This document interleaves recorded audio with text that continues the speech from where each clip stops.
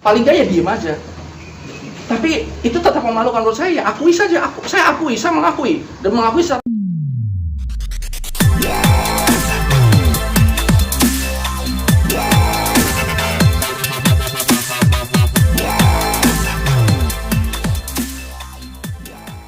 Assalamualaikum warahmatullahi wabarakatuh. Waalaikumsalam. Terima kasih teman-teman media udah datang. Jadi hari ini saya bareng sama sahabat saya Alex press conference lah, untuk bukan klarifikasi tapi memang sengaja untuk menjelaskan atau mungkin buat masyarakat yang ingin tahu gitu. Jadi pada tanggal 13 Februari kemarin saya Luki Hakim didampingi Alex mengundurkan diri dari Wakil Bupati Indramayu menuju ke DPRD Kabupaten Indramayu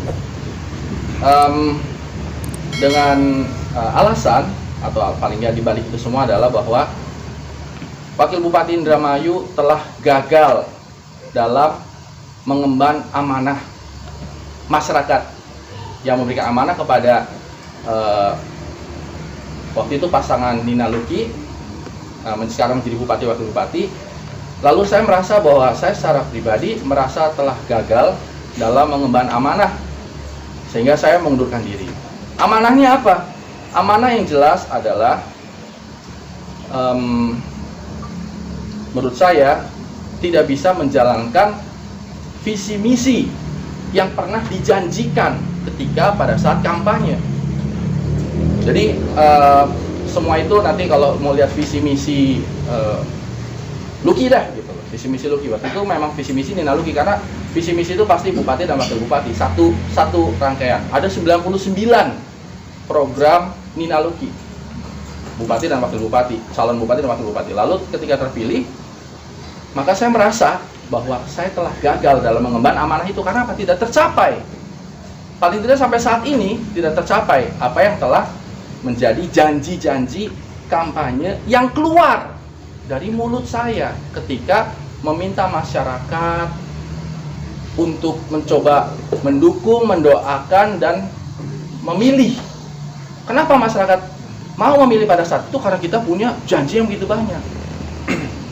Dan sampai saat ini belum terlaksana. Karena saya merasa tentu Lex merasa digaji, dibayar oleh uang rakyat, khususnya masyarakat Indramayu, yang mana masyarakat Indramayu itu tidak semuanya orang kaya, tidak semuanya pengusaha. Sebagian besar, 50% lebih masyarakat Indramayu itu adalah petani yang harus kerja dari pagi sampai sore kena panas matahari. Nelayan yang harus pergi dari pagi sampai mungkin berbulan-bulan ke laut.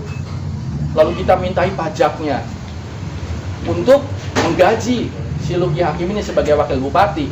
Kenapa digaji? Karena diharapkan oleh masyarakat untuk memberikan apa yang sudah dijanjikan. Lalu ketika itu tidak tercapai, betapa malunya dan tidak tahu dirinya saya ini kalau tetap bertahan sebagai wakil bupati. Sekedar informasi saja ini, bayangkan saja, untuk uang makan minum saja seorang wakil bupati itu sampai lebih dari 100 juta per bulan, di luar gaji, anggaran untuk fasilitas nanti lagi. Jadi untuk anggaran makan minum saja itu lebih dari 100 juta per bulan. Padahal sudah dapat tunjangan, sudah dapat sudah dapat tunjangan kendaraan, sudah dapat listrik aja gratis semuanya. Take home pay itu bisa sampai lebih dari 200 juta per bulan. Yang bayar itu siapa? Yang bayar itu masyarakat yang tangannya kasar. Yang mereka harus kerja, orang-orang yang mohon maaf ya di bawah garis kemiskinan, mereka bayar untuk orang ini beratus-ratus juta per bulan, dapat fasilitas rumah dinas yang besar, AC-nya banyak, gratis, nggak bayar apa-apa lagi, mobilnya mewah. Satu mobil yang saya pakai itu harga sampai 700 juta, dapat 3 mobil. Lalu kalau tidak tercapai tujuan yang dijanjikan, saya orang yang sangat durhaka kalau saya tidak mundur. Kendalanya apa? Tentu kendalanya adalah bahwa ada beberapa keterbatasan dari seorang wakil bupati. Menurut undang-undang memang dibatasi. Jadi tidak bisa berbuat apa-apa, tidak punya kewenangan tentunya sebagai bupati. Ini undang-undang dan ini berlaku untuk semua wakil bupati, wakil wali kota di seluruh Indonesia. Jadi tidak bisa, wakil bupati itu tentu secara undang-undang tidak punya kop surat, tidak bisa menandatangani hal-hal yang memang tidak didelegasikan oleh bupati. Saya sekedar mungkin pada penasaran, apa sih janji-janji kampanye yang dari 99 ini, saya sudah membuat beberapa catatan yang sangat spektakuler sebenarnya. Yang saya ingat ya, ketika kampanye saya ingat, bapak-bapak, ibu-ibu, pilih saya, insya Allah nanti pilih saya, maka semua guru ngaji, imam masjid, imam musola akan mendapatkan honor 1 juta. Mereka semua tertarik oleh mulut ini, Pak, Ibu, tertarik 1 juta imam masjid. Mereka, wah ini baru pertama kali nih. Kenaikan tunjangan untuk 6.000 guru honorer, ada 6.000 guru honorer yang sekarang gajinya mungkin honornya mungkin sekitar 300 sampai 400.000. Kita akan naikkan jadi 1,5 juta. Ada 6.000 orang. Betapa mereka pasti sangat menyambut kan? Belum lagi beasiswa untuk 100 murid masuk perguruan tinggi, membangun sekolah pertanian gratis, ambulan gratis, antar jemput ke rumah sakit setiap desa, ada 300 lebih desa. Berarti sudah ada 300 ambulan dong. Itu janji yang keluar dari mulut saya. Biaya persalinan gratis, membangun jalan beton sampai poros desa sepanjang 1.500 km. Sekarang bisa dilihat kenyataannya seperti apa. Akan membedah 5.000 rumah. 5.000 rumah orang yang tidak mampu dibedah menjadi bagus. Dan lain-lain, membangun lapangan bola di setiap desa. Ada nih, sampai kalau nanti mau saya bacakan semuanya. Tapi pada kenyataannya itu tidak tercapai sampai saat ini. Dan saya tidak bisa bohong, karena semua sekarang sudah transparan. Berapa PAD-nya, berapa APBD, dan saya merasa bahwa saya telah gagal. Dan saya harus tahu diri, ini kesalahan saya. Saya minta maaf yang sebesar-besarnya sama masyarakat Indramayu karena saya tidak bisa memenuhi sebuah janji kampanye saya yang begitu spektakuler. Maka saya mundur, berharap Allah mengampuni saya berharap masyarakat Indramayu memaafkan saya. Dan saya pun sampai tidak mau menerima anggaran makan minum, sudah, karena menurut saya terlalu mewah. Kebayang nggak sih? Saya yakin di semua media ini nggak ada yang makannya lebih dari 100 juta 1 bulan.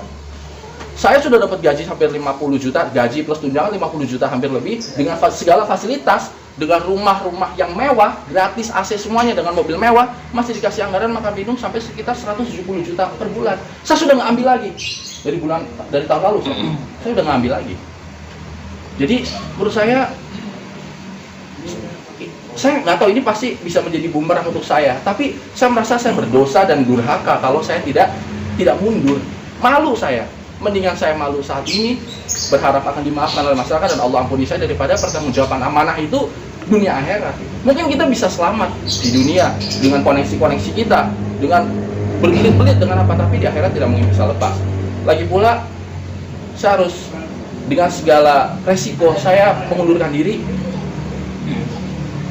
karena saya nggak mau tetap bercokol, tebal muka, memaksakan diri tetap ada di jabatan yang digaji oleh nenek-nenek itu pada bayar pajak loh, kakek-kakek pada bayar pajak. Mereka bayar pajak berharap besar kepada si Luki Hakim ini, tapi ya ternyata tidak bisa menjanjikan itu, janji itu semua tidak terlaksana. Jadi sekali lagi saya minta maaf, mohon tolong masyarakat Indramayu itu tolong dimaafkan saya secara umum untuk teman-teman mungkin sesama politisi, dan juga saya minta maaf untuk masyarakat Indonesia semuanya. Saya mohon ampun kepada Allah, dan ya saya ikhlas untuk mundur, untuk memperbaiki diri. Supaya gimana kita memperbaiki diri kalau kita tidak mau menyadari kesalahan kita. Jadi saya mundur, saya memperbaiki diri, dan wallahu alam lah apa yang terjadi ke depan, tapi paling tidak saya sudah mundur dulu. Lalu untuk dari Bu Bupati gimana Mas untuk ke depannya, apakah mundur ini gara-gara ada hubungan yang tidak harmonis atau gimana Mas? Saya mundur ini secara pribadi karena saya punya pendapat pribadi. Karena yang keluar dari mulut saya tentang janji-janji itu memang itu program bupati dan wakil bupati. Tapi kan juga keluar dari mulut saya. Ya terserah kalau yang lainnya menganggap seperti apa. Terserah. Misalnya sekarang saya pasangan sama Alex, kita bareng-bareng janjian. Yuk kita bilang besok kamu saya gaji 1 juta ya. Kamu saya kasih 1.500.000, tiba-tiba saya nggak bisa, kita berdua nggak bisa. Terserah Alex mau mundur apa enggak, itu bukan urusan saya.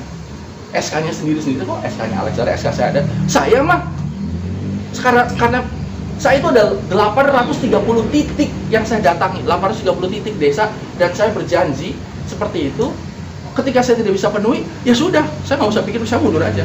Kalau Alex nanti mau bagaimana itu bukan urusan saya, karena kan SK-nya masing-masing seperti itu. Nah, terkait tentang harmonis tidak harmonis, sudah ada tahapannya waktu itu, sudah ada interpelasi DPRD waktu itu, DPRD Indramayu. Jadi anggota DPRD itu ada 50 orang menanyakan kepada Bupati Indramayu tentang hal-hal, salah satunya adalah ketidakharmonisan. Saya, itu bukan urusan saya lah, artinya itu DPRD menanyakan. DPRD itu kan perwakilan rakyat menanyakan. Lalu saya pernah dipanggil sama DPRD, namanya rapat dengar pendapat, dipanggil. Ditanya macam-macam sampai akhirnya saya bilang bahwa kalau saya memang salah, nggak usah dipecat, nggak usah didorong untuk mundur. Saya akan mundur kalau memang saya salah. Tapi alhamdulillah sejauh administrasi yang saya lihat, semuanya saya tidak punya kesalahan. Kalau ada tolong dikasih tahu, mungkin teman-teman di luar sana yang melihat kesalahannya apa. Tapi ketika saya merasa bahwa walaupun saya tidak salah, tapi makan gaji buta itu beban buat saya. Ketika saya mau tidur dengan segala fasilitas kemewahan dan uang yang saya dapatkan, ada orang yang masih rumahnya mau ambruk, dan saya pernah berjanji akan membedah 5.000 rumah. Ketika saya pakai mobil yang begitu mewah dan nyaman hanya untuk jalan ke kiri ke kanan, ada orang yang lagi mau melahirkan dan nggak punya mobil untuk pergi ke rumah sakit, dan katanya harus ada ambulan. Lalu ketika saya mau makan enak dengan budget yang 170 juta lebih, itu makan minum ya 100 juta lebih lah makan minum, saya kepikiran ada orang yang masih kelaparan. Ya tidak dalam konteks kelaparan banget, nggak ada orang kelaparan di Indonesia, tapi makannya ala kadarnya. Jadi saya pikir udah, saya mendingan beristighfar, ya udah saya mundur aja seperti itu. Nah, ketidakharmonisan kembali lagi bahwa itu sudah hasil dari rapat dengar pendapat bersama DPRD. Mereka menyimpulkan ada disharmoni antara bupati dan wakil bupati. Kesimpulan dari rapat itu. Dan ini semua tidak bisa bohong, karena teman-teman bisa langsung googling saja. Rapat dengar pendapat RDP wakil bupati dengan apa tentang, dan bisa di googling semuanya. Lalu salah satu waktu itu duduk di sebelah kiri saya, ketua DPR, wakil ketua DPRD, sekaligus ketua PDI Perjuangan. Dia bilang, saya akan mengakurkan, akan mempertemukan bupati dan wakil bupati. Apakah Anda siap? Bisa dilihat tadi di Instagram apa semua. Saya bilang, saya siap, saya insya Allah saya siap. Anytime saya dipanggil, anytime saya diundang, tidak mungkin saya tidak datang. Saya akan datang terus. Tidak pernah ada penolakan atau absensi yang tidak saya hadiri tanpa ada undangan yang benar. Siap nggak dipertemukan? Lah ya sangat siap, anytime gitu loh. Memang tugas wakil bupati adalah membantu bupati. Tapi itu sudah berbulan-bulan yang lalu. Ya sudah, nggak ada kabar. Tapi ini terlepas dari tentang harmoni disharmoni, itu bukan urusan ini lagi. Urusan ini adalah bahwa saya rasa bahwa seperti alasan yang tertulis di pengunduran diri saya, bahwa saya tidak mampu mengemban amanah. Jadi ya itu saja.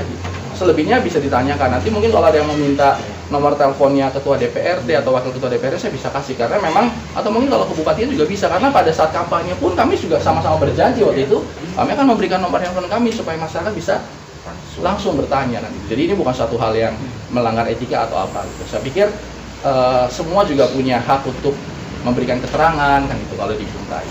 Mas Nugi, ketika memutuskan untuk mundur ini, apakah sudah tahu konsekuensinya ke depan? Tentu konsekuensinya masyarakat bisa juga marah sama saya.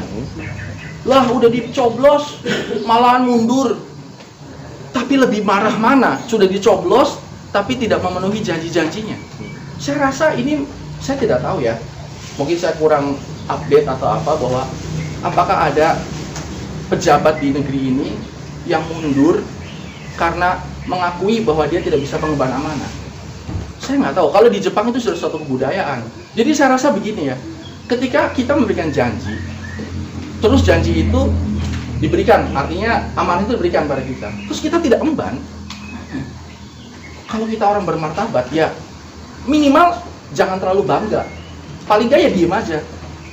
Tapi itu tetap memalukan menurut saya. Akui saja, saya mengakui. Dan mengakui secara formal, bukan cuma bahasa media. Tidak, saya akui secara formal bahwa saya tidak mampu mengemban amanah sebagai wakil bupati.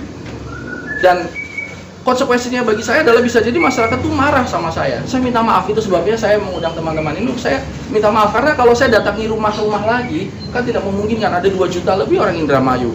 Saya nggak bisa minta maaf secara langsung, paling tidak dengan harapan seperti ini ya saya, masyarakat tahu bahwa saya minta maaf. Saya kemarin-kemarin di Indramayu, kalau jalan itu sampai nunduk Pak, demi Allah Pak. Saya malu. Kenapa? Karena ketika janji akan membangun 1.500 km jalan akan dibeton, tapi saya jalan tuh berada duduk. Masyarakat pada, Pak, jalanannya gimana Pak? Demi Allah saya malu. Itu ada yang biasa nyetir saya bareng sama saya tuh Mas Yusuf juga. Mas kok kelihatan seperti malu? Ya karena saya malu. Terus apa saya harus pakai muka badak tetap begini terus bangga di depan orang? Saya malu. Dan ini adalah konsekuensi saya. Saya mungkin akan dihujat sama orang se-Indonesia. Itu mungkin saya bisa lebih tidur tenang daripada saya dengan segala kemewahannya, tapi melihat orang yang banyak saya bohongi, saya kibulin supaya saya tetap dapat gaji buta. Teman politisi kemarin tuh nelfon, makanya handphone saya matiin saat ini karena apa? Banyak, lu goblok amat sih lu enak banget gaji buta, jadi wakil bupati ya gaji buta, nggak apa-apa. Ya mungkin saya memang goblok, mungkin saya memang orang bodoh, nggak apa-apa, tapi nggak mau saya malu ketika saya ingat dan ketika kita kampanye dan dampingin saya dari pas kampanye, nenek-nenek itu sampai peluk saya kan, itu berharap bang sampai Nang, manggil, kalau anak orang Indramayu itu manggil anak tuh Nang si amanah ya Nang, jalannya supaya halus, supaya segala macam gitu. Dan saya nggak deh, udah mendingan saya mungkin dihujat atau apa, tapi paling tidak besok ketika saya ke Indramayu lagi, saya lebih sudah mengakui kesalahan saya. Dan apakah ini akan menjadi kehancuran karir politik saya wallahu alam, saya nggak tahu. Apakah saya akan kembali ke entertainment? Sekaligus saya dimomong banyak kamera, ya siapa tahu saya masih bisa main sinetron lagi, mungkin jadi figuran lah, masih laku lah gitu loh. Artinya ya biarkan mengalir saja seperti itu. Butuh berapa lama Mas untuk memutuskan mundur setelah tahu bahwa tidak memenuhi amanah masyarakat? 1 tahun setengah saya sudah pikirkan ini konsekuensinya. Bahkan saya pun diskusi sama keluarga, kalau mundur apa kata orang, apa kata ini tuh kan masih 1 tahun waktu itu kan, baru setahun kurang lah. Tapi saya pikir sudahlah, saya coba bahwa saya akan bekerja lebih giat lagi. Apakah kekejar? Tidak. Sampai 1,5 tahun lalu dipanggil kan DPRD waktu itu menanyai kepada eksekutif. DPRD itu kan